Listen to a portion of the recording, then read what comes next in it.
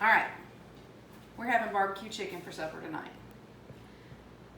I like to grill chicken for barbecue chicken this time of the year. In the wintertime, I'll finish it in the oven. I'm gonna start it in the oven this time too. I have here about 6 pounds of chicken breast. Yes, that sounds like a lot. No, everybody won't eat all theirs. Yes, there will be leftovers, but hey, leftover barbecue chicken, still pretty darn good. The first thing I do after I get it washed and ready to go, I spray my pan with cooking spray. I use a lot of cooking spray too.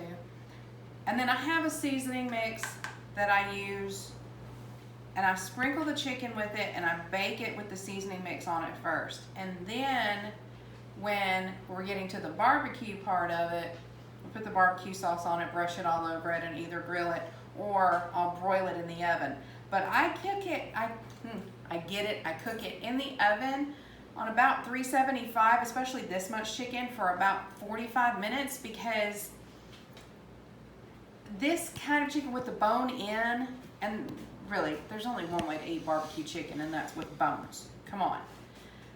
But with the bone in, it takes it a little longer. It would take forever to cook on the grill like this, so I feel like it's better to cook it in the oven first until it's just almost done, and then just finish it off on the grill. You still get that nice, beautiful grill marks and the glazing of the barbecue sauce and everything else. But for convenience too, I think it's easier to do it this way, and for my peace of mind knowing that the chicken is actually done, because it's kind of hard to tell sometimes on the grill. So, seasoning, 2 teaspoons of salt. I've got a half a teaspoon of pepper. I have got a teaspoon of garlic. I have a half teaspoon of paprika, and I have a half teaspoon of smoked paprika. And I'm gonna coat this on both sides really well. And you know, I'll think about this, y'all. I can't be the only person who has conversations about things like certain nostalgic cookies that we used to buy when I was little. Just really seemed to be a lot bigger back then. And honestly, I do 100%, even though, you know, we're adults now, I 100% believe that they have shrunk in size. But it seems to me like things like chicken breasts have gotten so much larger. I mean, this is a massive chicken breast. I know, hormones, whatnot, they fill them, they grow them, they make them bigger because the breast is everybody's favorite cut of meat. Yes, you can argue with me if you like dark meat, whatever, that's you. I can't help it that you're weird. I am going to put some of the seasoning on both sides of the chicken, because look at all that exposed meat right there. Why would you not put it on both sides of your chicken? And I'll end up using this up, because that's just the right amount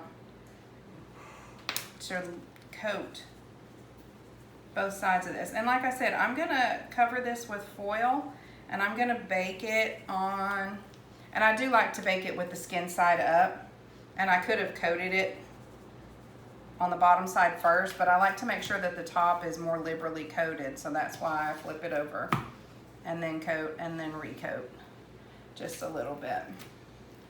That skin isn't hanging on very well. Oh well, that'll be for someone who doesn't like the skin on their chicken so much, I guess. So I'm gonna cover this with foil. I'm gonna bake it 375 for about 45 minutes, and then we will finish it off on the grill, probably around a 400-degree grill for 10-15 minutes or so, whatever it takes, in order to get that skin nice and crisped up and get the barbecue sauce really set on there. And I have, in the past, when it's about 10 minutes before it's done enough for me, before I'm gonna take it out and put it on the grill, put the barbecue sauce on it, let it cook in the barbecue sauce for a few minutes too. Really, it's your preference.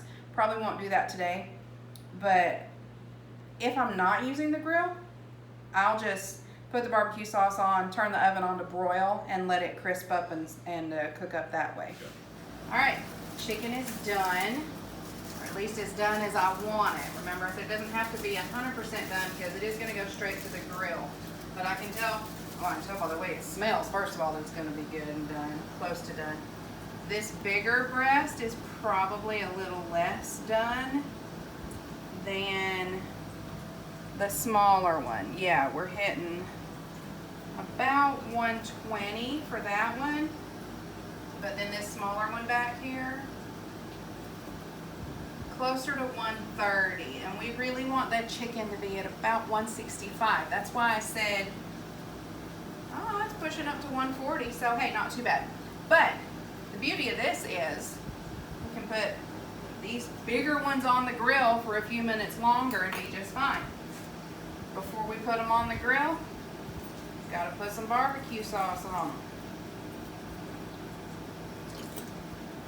Personally, and I have made homemade barbecue sauce, but sometimes I just go for convenience.